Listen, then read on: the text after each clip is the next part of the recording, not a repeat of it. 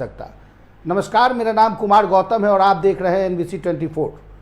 आज हम बात करेंगे राजधानी पटना से सटे नौबतपुर इलाके की, जहां के नौबतपुर थाना क्षेत्र में जमीन को लेकर भू माफियाओं का खेल जोरों पर है।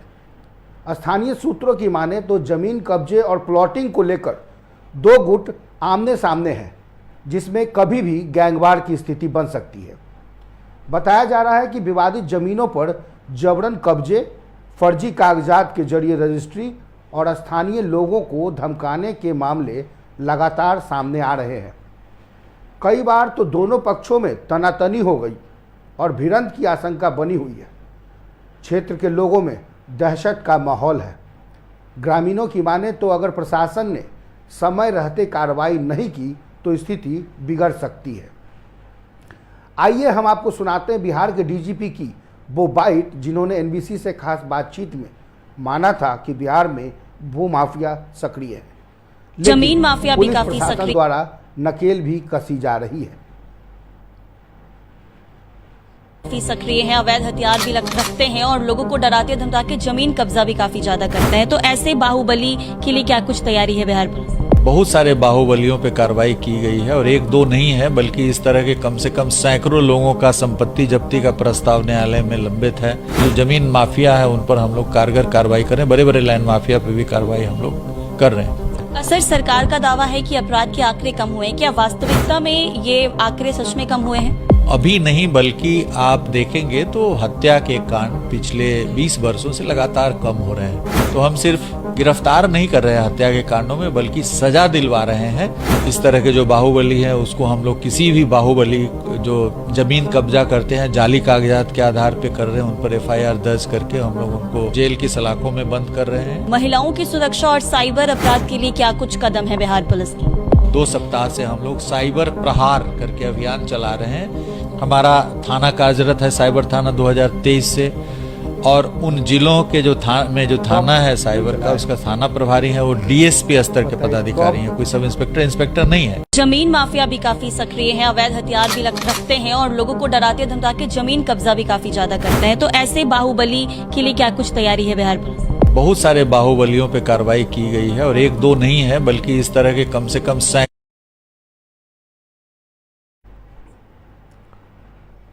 बिहार में जमीन की बढ़ती कीमतों के साथ भू माफियाओं का नेटवर्क भी तेजी से फैल रहा है। पटना, मुजफ्फरपुर, गया, भागलपुर समेत कई जिलों में जमीन कब्जा, फर्जी रजिस्ट्री और जबरन प्लॉटिंग के मामले लगातार सामने आ रहे हैं। पटना से सटे नौबतपुर भू माफियाओं में कई नाम जुड़े हैं। बउआ जी, परवीन सिंह, पिता स्वर्गीय राम आधार सिंह, ग्राम महंगपुर, थाना जानकीपुर, गौतम सिंह, गौतम कुमार, ग्राम असमत, जिला नवादा। एक कंपनी का भी नाम सामने आ रहा है जिसका नाम है GRDA इंफ्रा। बताया जा रहा है कि जिसका दफ्तर पटना के SK-पुरी में है, वहीं दूसरा ऑफिस दिल्ली में भी है। तीसरा नाम पटना के बेउर के रहने वाले टुनटुन यादव का भी है। चौथा नाम नीमा पुनपुन के रहने वाले आनंदी पासवान का भी जुड़ा है। पांचवा नाम नीरज वर्मा, सत्यजीत वर्मा, नेहरू नगर के रहने वाले। एक नाम विजय मांझी का है जो जमीन से जुड़े कारोबार से नाता रखते हैं। 7वां नाम अश्विनी कुमार जो मनेर के रहने वाले हैं। इन तमाम नामों के बीच चर्चा जोरों पर है, लेकिन हम राजधानी पटना के अपने संवाददाता रमन को भी जोड़ेंगे और जानेंगे इस वक्त की भू माफियाओं का जमीनी हकीकत क्या है। रमन, हम जानना चाहेंगे कि बिहार में सबसे बड़ा अगर कोई अपराध है, या कहें कि अपराध को लेकर जो ग्राफ बढ़ रहा है, उसमें भू माफियाओं का है, और राजधानी पटना से सटे नौबतपुर इलाका बेहद ही जमीन से जुड़े हुए कारोबारियों के लिए एक सॉफ्ट कॉर्नर है। लेकिन अब विवाद इतना बढ़ता जा रहा है कि वहाँ जमीन मालिक परेशान है, जिसने रजिस्ट्री कराई, जिसने उसको कहते हैं ना कि एग्रीमेंट कराई, वो परेशान है और सब कुछ खेल चल रहा है। क्या कहेंगे रमन? हाँ बिल्कुल गौतम, जिस तरह से लगातार जो खबरें आ रही हैं नौबतपुर की, हमने देखा भी है कि, और आपने जो नाम लिया है बिल्कुल वो नाम सामने निकल कर आता है। जिस तरह से नौबतपुर इलाके में कहीं ना कहीं जिस तरह से पटना जो है पश्चिमी एरिया में बढ़ रहा है, जमीनों की कीमतें बढ़ रही हैं, वहीं कह सकते हैं भू माफियाओं का मनोबल भी बढ़ रहा है। लगातार ये खबरें आ रही हैं कि जो भू माफिया है जबरन किसानों की जमीन को हड़पने के चक्कर में रहते हैं और इनका एक बड़ा नेटवर्क है।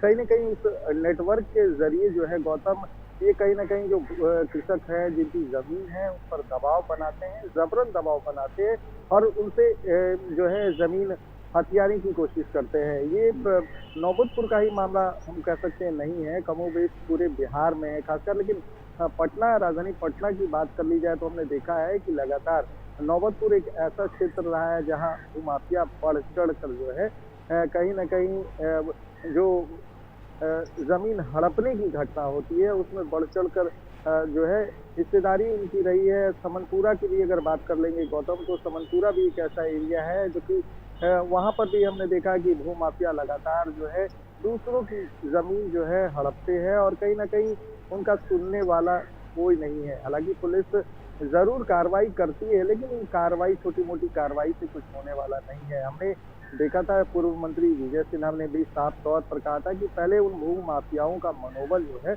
वो गिराना होगा, तब जाके जमीन से संबंधित जो विवाद है वो खत्म होंगे। हमने देखा है कि जो अगर जमीन कमजोर वर्ग के किसान होते हैं उनकी जमीन भू माफिया या तो जबरन ले लेते हैं या कम कीमत पर जो है बोली लगाकर वो लेते हैं।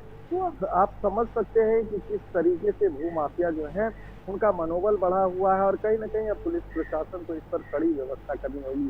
सम्राट चौधरी नए मुख्यमंत्री के तौर पर आए हैं और उन्होंने साफ तौर पर पहले भी कहा था कि जो भू माफिया होंगे, बालू माफिया होंगे, शराब माफिया होंगे, वो अब बचेंगे नहीं। तो कहीं ना कहीं सम्राट के एक्शन में ये जरूर होगा, लेकिन ये कब होगा ये देखने वाली बात होगी गौतम। लेकिन निश्चित तौर पर पूरे बिहार में अगर बात कर ली जाए और खासकर राजधानी पटना से सटे नौबतपुर की बात कर ली जाए तो नौबतपुर में ये घटना अब आम हो गई है। हमने देखा है कि वर्चस्व की लड़ाई को लेकर ये भी नहीं है कि सिर्फ जो भू माफिया एक है, कभी कभी ऐसा भी गौतम देखा गया है कि जो बहुत सारे भू माफिया है आपस में ही वर्चस्व की लड़ाई को लेकर हमने देखा है कितनी जाने गई है, लगातार जो है गोलियां चली हैं। तो कह सकते हैं कि भू माफियाओं का मनोबल जो है सातवें आसमान पर है और कहीं न कहीं अब सरकार को इस पर सोचना होगा, पुलिस प्रशासन को इस पर सोचना होगी ताकि जो लोग अपने जाल माल जो अपने डिटेल में हम बता दें जमीन आपको है उसकी सुरक्षा कि डिटेल में हम आपको बताएंगे कि किस तरीके से ये पूरा रैकेट चल रहा है। और पुलिस रिकॉर्ड के मुताबिक जमीन विवाद से जुड़े मामलों में पिछले 2 सालों में तेज बढ़ोतरी हुई है। इन विवादों के कारण मारपीट, गोलीबारी और हत्या तक की घटनाएं हुई है। नौबतपुर, फुलवारी शरीफ, बिहटा जैसे पटना के बाहरी इलाके भू माफियाओं का नया अड्डा बनता जा रहा है। खास बात यह भी है कि इसमें एक नाम, 2 नाम तो ऐसा है जो फुलवारी नौबतपुर थाना में पदस्थापित हैं।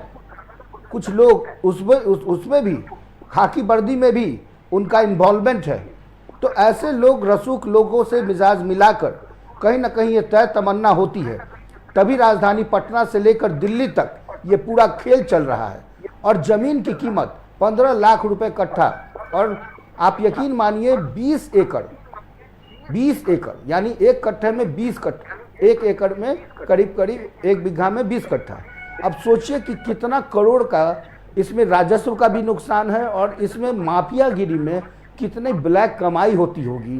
ये सब साठ गांठ का नतीजा है। और कुछ तो यहाँ तक कहते हैं कि बड़े बड़े सत्ता में जो नेता हैं उनके साथ भी उनका उठना बैठना है। और यही वजह है कि बड़ी ही सहजता से और बड़ी ही निर्भयता से ये माफियागिरी के काम को अंजाम देते हैं। रमन, क्या कहेंगे? बिल्कुल, जैसा कि आपने कहा, जब तक भू माफियाओं को संरक्षण प्राप्त नहीं होगा, कुछ जो खाकी वर्दीधारी हैं कहीं ना कहीं खाकी की आड़ में अपने रसूख का गलत इस्तेमाल करते हैं, जिससे कि इन माफियाओं का मनोबल बढ़ता है। वहीं अगर कुछ राजनेताओं की भी बात कर ली जाए, क्योंकि देखिए कहीं ना कहीं जो राजनेता है वो इन्वेस्टमेंट जो है शहर से बाहरी क्षेत्रों में, हमने देखा है कि पटना जिस तरह से विकास कर रहा है गौतम, पटना में अब जमीन बची ही नहीं है। तो पटना के आसपास से चाहे वो नौबतपुर की बात कर ली जाए, बिहटा की बात कर ली जाए, समनपुरा की बात कर ली जाए, तो इन तमाम जगहों पर जो है कहीं ना कहीं भूमाफियाओं की नजर होती है और कौड़ी के भाव में वो दबिश के कारण जो है वो जमीन खरीदते हैं और मुंह मांगी कीमत पर उसको बेचते हैं। कभी कभी हमने ये भी देखा है कि जो जमीन माफिया है आपस में ही जो है जमीन को लेकर उलझते हैं। इससे बड़ी गैंगवार हमने पहले भी देखी है और लगातार हमने नौबतपुर का एक ऐसा एरिया है, अगर आप अखबार उठाएंगे गौतम तो देखेंगे कि रोज दिन एक ना एक मर्डर वहाँ होता ही है। तो आप समझ सकते हैं कि कितना सेंसिटिव जगह वो है और जिस तरीके से खाकी वर्दीधारी नेताओं का संरक्षण उन भूमाफियाओं को प्राप्त है, कहीं ना कहीं ये चिंता का विषय है। और सम्राट चौधरी ने शपथ ली है, 15 तारीख को हमने देखा कि 24वें मुख्यमंत्री के तौर पर सम्राट चौधरी ने शपथ ली है। तो कहीं ना कहीं उनका एक जरूर मोटिव था कि बिहार से भू माफिया, शराब माफिया और बालू माफियाओं को खत्म करना है। माफियागिरी मतलब खत्म करनी है। लेकिन अब देखना है कि जब उन्होंने कमान संभाली है, एक्टिव मोड में तो जरूर नजर आ रहे हैं। अब ये देखना है कि जिस तरह से ये घटनाएं घट रही हैं, आखिर उन पर कब लगाम लगाया जाएगा। वो लोग, वैसे लोग कब सलाखों के पीछे होंगे। हमने देखा मुख्यमंत्री बनते ही मुजफ्फरपुर में जो जेल है उसमें जो है बड़ी कार्रवाई की गई। स्वयं डीएम और एसपी जो है वहां पर पहुंच के एक एक वार्ड की तलाशी ली और गहनता से जांच चली। तो अब कहीं ना कहीं सम्राट चौधरी की नजर में ये जरूर होगा कि जिस तरह से भूमाफियाओं की नजर किसानों की जमीन पर है, उनको धमकाकर, डराकर, दबिश देकर वो चाहते हैं कि इनकी जमीन को हासिल किया जाए, हथियाया जाए और उसको मुंह मांगी कीमत पर बेचा जाता है। हमने बहुत सारी फिल्मों और गौतम, बड़ी बात ये है ना कि खाकीधारी जो खाकीधारी हैं, कहीं ना कहीं उनकी संलिप्तता इसमें बड़ी है। जो राजस्व अधिकारी हैं उनकी संलिप्तता इसमें अधिक है, क्योंकि जो जमीन होती है उसके गलत कागजात बनाकर कहीं ना कहीं उसको बेचा जाता है और जब वो बिक जाता है तब कहीं ना कहीं वो किसानों पर एक दबिश बनाई जाती है कि आपकी जमीन बिक चुकी है और बिकने के बाद अब आपको इस पर रहने नहीं दिया जाएगा। क्या आपको आपकी जमीनें, आप इधर उधर दौड़े। जब वो राजस्व अधिकारियों के पास जाते हैं तो लगातार चक्कर लगाने पड़ते हैं और चक्कर लगाते लगाते आखिरकार थक कर वो कहीं ना कहीं भूमाफियाओं को अपनी जमीन सौंपते थे। तो ये कहानी है जो है नौबतपुर से सटे एरिया बिहटा की बात करें या पूरे बिहार की बात कर सकते हैं। समनपुरा में भी वही स्थिति है गौतम। लेकिन इसके लिए अब ठोस कदम उठाने पड़ेंगे। हमने देखा भी था कि जब राजस्व एवं भूमि सुधार मंत्री विजय कुमार चौधरी थे, समग्र विजय कुमार सिन्हा थे, तो उन्होंने बड़ी कार्रवाई की थी। उन्होंने साफ तौर पर दाखिल खारिज पर जो है रोक लगा दिया था और कहा था कि जो नए दाखिल अवैध तरीके से जो दाखिल खारिज हो रहे हैं उसको बंद किया जाए और कहीं ना कहीं इसको लेकर जो वैसे भ्रष्ट अधिकारी थे वो हड़ताल पर चले गए, उन्होंने छुट्टियां ले ली। तो अब सम्राट चौधरी नए मुख्यमंत्री के तौर पर आए हैं। अब उनके ऊपर बड़ी जिम्मेदारी होगी कि आखिर इन जमीन माफियाओं, भू माफियाओं से जो है किसानों की जमीन को कैसे मुक्त कराया जाए। आपने बताया कि 20 एकड़ जमीन, ऐसे ऐसी कितनी जमीनें न जाने बिहार में जो है आम लोगों की भू माफियाओं ने हथिया रखी है और जिसका कोई कह सकते हैं रहनुमा नहीं है। पुलिस प्रशासन भी कहीं ना कहीं उन भू माफियाओं को संरक्षण दे रही है, कहीं ना कहीं जो राजस्व अधिकारी हैं उन भू माफियाओं को संरक्षण दे रहे हैं। आखिर किसान जिनकी जमीन है वो जाए तो कहाँ जाए।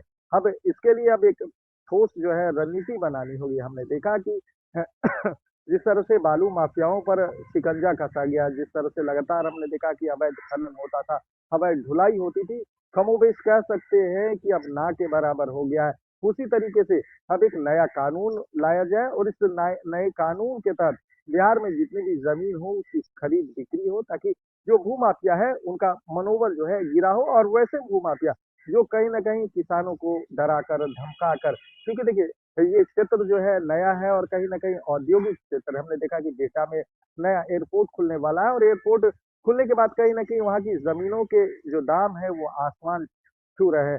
तो भूमाफियाओं की नजर उन क्षेत्रों पर रहती है कि जहाँ पर डेवलपमेंट जो है होने वाला है और कहीं ना कहीं उनको राजस्व अधिकारियों से ये जानकारी मिल जाती है और राजस्व अधिकारियों की मिली भगत से वो उस एरिया की जमीन को एक्वायर करते हैं, उसको बेचते हैं, जबरन खरीदते हैं अपने गुंडों के जरिए, वहां पर जो है पिलर डालते हैं अवैध तौर पर, जो कि कहीं से भी जायज नहीं है गौतम। अब इस पर एक बड़ी कार्रवाई होनी चाहिए और कहीं ना कहीं सम्राट चौधरी इसमें सक्षम है गौतम। लेगा वो जरूर कार्रवाई करेगी। और हम आपको बता दें कि भू माफियाओं के नेटवर्क कैसे काम करते हैं। हम आपको बता दें कि भू माफियाओं के नेटवर्क किस तरीके से काम करते हैं, क्योंकि इस पूरे खेल में जो नेटवर्क है वो कैसे काम कर रहा है वो हम आपको बताएंगे। और लगता है कि कुछ थोड़ी देर पहले बता रहे थे रमन की नेटवर्क कैसे काम करता है। तो इसमें सबसे पहले फर्जी कागजात को तैयार करते हैं। इसमें सरकारी या गैर जो मजरूआ जमीन की जो नकली दस्तावेज होते हैं उसको तैयार करना होता है। दबंगई से कब्जा करना भी इसमें एक कला है। कमजोर पक्ष की जमीन पर बलपूर्वक कब्जा जमाना, धमकी और दबाव, बिना इसके इसमें कोई काम नहीं हो सकता। मूल मालिकों को और खरीदारों को डरा धमकाकर जमीन को औने पौने दाम पर लिखवाना, इसमें भी महारत हासिल है। यही वजह है कि गैंगवार की नौबत आती है। एक ही जमीन पर कई गुटों के दावा ठोकने से गैंगवार की स्थिति होती है। मैं आपको दावे के साथ कहता हूं कि नौबतपुर के इलाके में हाल ही के कुछ दिनों में एक पक्ष ने जमीन एग्रीमेंट करा करके बाउंड्री करने की कोशिश की, दूसरा पक्ष भी वहां पहुंचा और उसने उस एग्रीमेंट के मुताबिक उसके बाउंड्री को तोड़ डाला। यही कारण है कि अब ये विवाद बढ़ता जा रहा है। लेकिन इससे पहले कि कोई बड़ी आशंका हो, कोई बड़ा भूमाफियाओं का खेल हो, उससे पहले सरकार और प्रशासन को एक्शन लेना ही चाहिए। जब ये पत्र दिया गया, कोई आवेदन दिया गया, उसके बाद दिल्ली तक कार्रवाई होती है, दिल्ली से बुलाए जाते हैं, उसके बीच जो सहमति होती है वो कितनी सहमति हो पाती है ये देखने वाली बात होगी। लेकिन अभी आप रियल एस्टेट के धंधे में सबसे ज़्यादा अगर काला बाजारी, काला खेल या सरकार को नुकसान पहुंचाने वाला सबसे बड़ा कोई तंत्र है तो वो है रियल एस्टेट का तंत्र। कई बार भूमाफियाओं को निचले स्तर पर संरक्षण मिल जाता है, जिससे कार्रवाई में देरी होती है। जमीन विवाद के निपटारे में सालों साल लग जाते हैं। कभी कभी तो ऐसा होता है, रमन आपको याद होगा कि 3 फीट 4 फीट जमीन के लिए 2-2 3-3 पीढ़ियां झगड़ा करते रह जाती है, लेकिन उसका निष्पादन नहीं हो पाता है। ऐसे कई केसेस आते हैं, आपने देखा होगा जिला समाहर्ता के यहाँ कि इस तरीके के केसेस बहुत आते हैं, लेकिन उसका सॉल्यूशन नहीं होता है। क्यों? और यही वजह होता है कि कभी कभी इसमें आपसी विवाद बढ़ता जाता है, भाइयों के बीच में कई बार गोलियां चल जाती है। ये तो अलग अलग लोग हैं। विशेषज्ञों की भी इसमें राय मैंने ली। उसने कहा कि डिजिटल लैंड रिकॉर्ड, दाखिल खारिज में पारदर्शिता और फास्ट ट्रैक कोर्ट ही इस समस्या का अस्थायी समाधान है। जब तक जमीन विवाद को त्वरित निपटारा नहीं किया जाएगा तब तक भूमाफियाओं का नेटवर्क और अपराध का ग्राफ बढ़ता रहेगा, जिसे रोकना बेहद जरूरी है। रमन, हम आपसे चलते चलते एक सवाल लेना चाहेंगे कि जो अभी हाल में मंत्री विधायक जो जन समस्या सुन रहे थे, जनता के दरबार लगा रहे थे, उसमें भी सबसे ज़्यादा मामला जमीन विवाद का था। तो आखिर ऐसे लोगों पर लगाम क्यों नहीं लगी जाती, तुरंत एक्शन क्यों नहीं लिया जाता ताकि उन पर एक ठोस कार्रवाई हो सके?